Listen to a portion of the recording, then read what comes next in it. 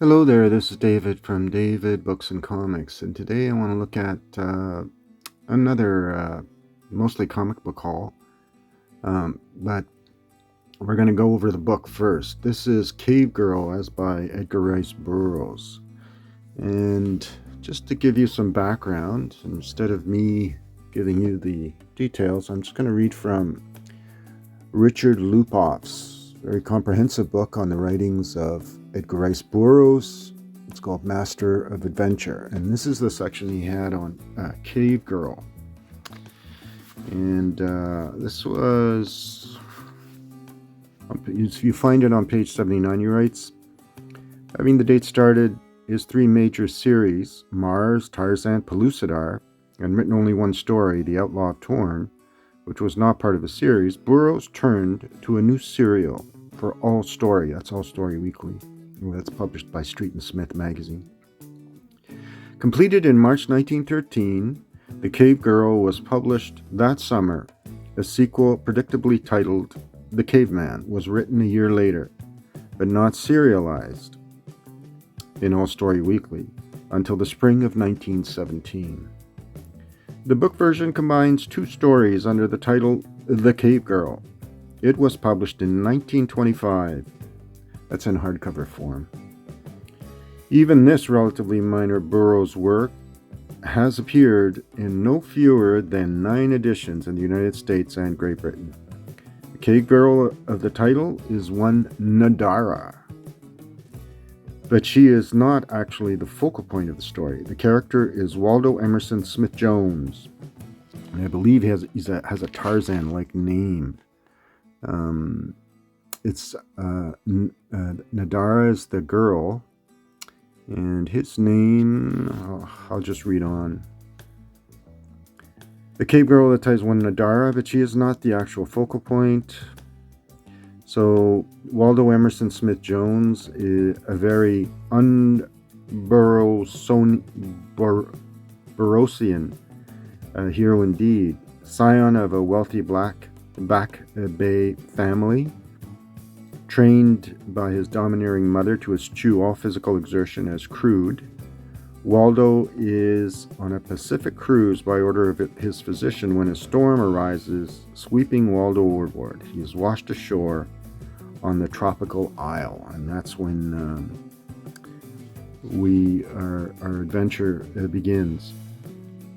That's his name, Thandar. So he changes his name to Thandar. He's a Tarzan-like character. So he goes on, the Cave Girl and Caveman, beyond the change in Waldo's character as he is gradually transformed into Thandar, is why the reception offer a little different from Tarzan of the Apes. Perhaps this is why the reception of the stories was not too enthusiastic, and why also Burroughs never brought Thandar back in any further adventures. He wrote most of the tales in such a fashion that a sequel could be written, and when one was not, one can assume that it was omitted because there was little demand for one. All right, so that's Cave Girl, and gives you a little background. And it's a map back, actually. That's why I purchased it. You can see there's your map, and the map was not obviously created by the writer. It was created by whoever compiled or composed this paperback. And see the publication date, and it's written in Roman numeral. I think it's 45, or no, that's 25, and 1925, copyright by Edgar Rice Burroughs. All right, so that's that. It's a nice, fairly nice condition copy, which I bought at the local paper show last weekend here in the city, where they sold mostly vintage paper-related products. They had a great selection of paperbacks. This is from Attic Books. If you don't know where Attic Books is, it's in London, Ontario. It's a good place to find paperbacks and books of all kinds. Just go to London, Ontario. All right, so that's that. Then I'll zoom out and we'll look at the comic books. So I'll just put these a little closer together. So this is the haul. This is from King Size Annual. This is Captain America. And these are Jack Kirby's, and that's why I got these. They're annual books. This is annual number 3.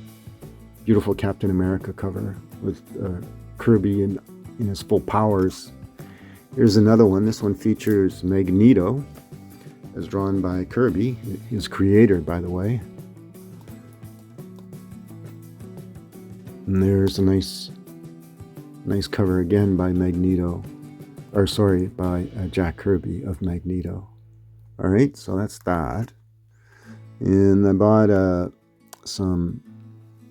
Batman. This is Batman with 3 complete stories. This is from the 68-pager.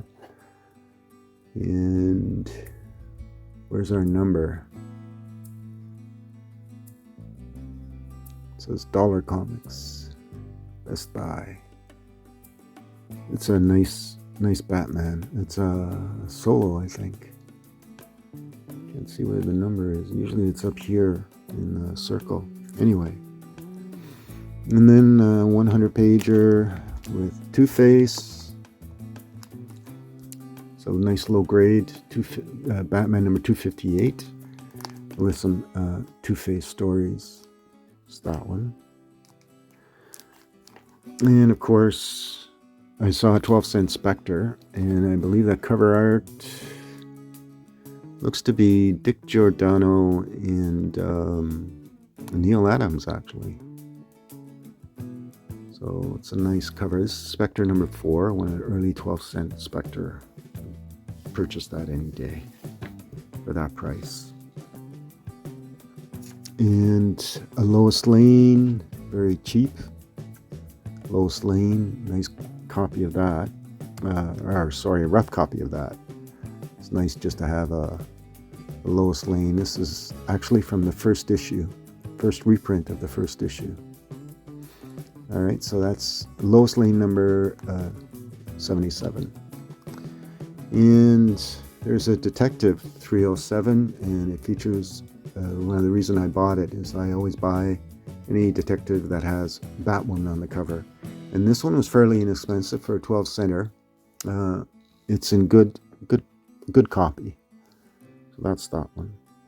So that's Detective number 307. And this is a Pure Heart Powerful. So when I see the superhero Archie, I always buy them. This is number 1. That's the reason why I bought this one. It's number 1. And then number 2. And then a really nice copy of Captain Pureheart. And a number 1, very poor copy of Captain Hero with Jughead. So that's that. And a very cheap vintage copy of Lone Ranger. I forget the number. It's a gold key, so you have to check the number inside. It was very cheap, so I purchased that one. And number 129 of Alpha Flight. So it's the second to last issue of the first volume of Alpha Flight. So I have number 128, 129, and 130. Those are the last 3 issues of Alpha Flight. All right. I was happy to find that. And an early Spider-Man.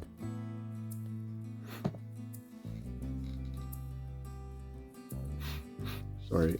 This is Spider-Man number 1. It's not an early one, but it's one of the... this is a silver cover. It's a Todd McFarlane.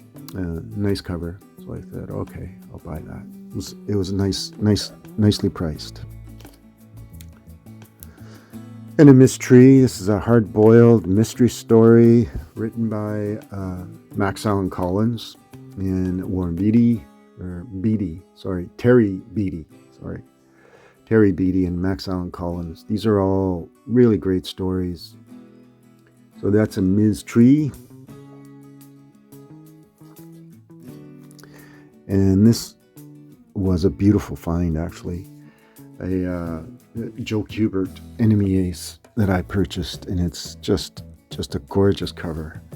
It's a good plus or fine minus, I don't know what the grade is exactly, of Enemy Ace. It's the first cover appearance of Enemy Ace from Showcase. His first appearance was a few issues earlier, but this is his first cover appearance, and it's vintage Kubert art. It's one of his best.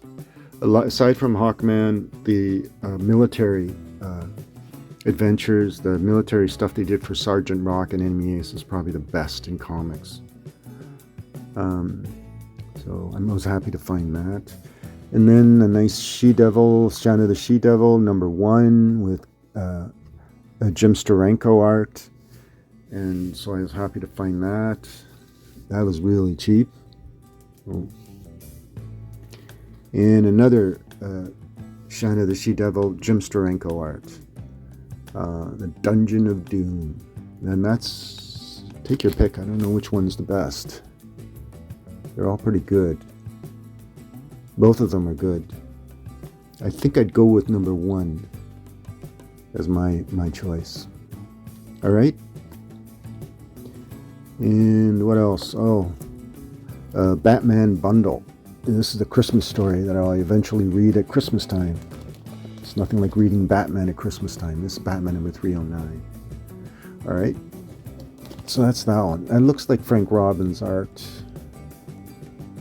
Nice rough copy. It's a bundle, and I have the other ones, but this one is why I bought it for next to nothing. All right, so that's my book, comic book haul and book haul. So I hope you enjoyed this look through the stuff that I picked up, and thanks for the comments, thanks for the support, and we'll talk soon. Bye.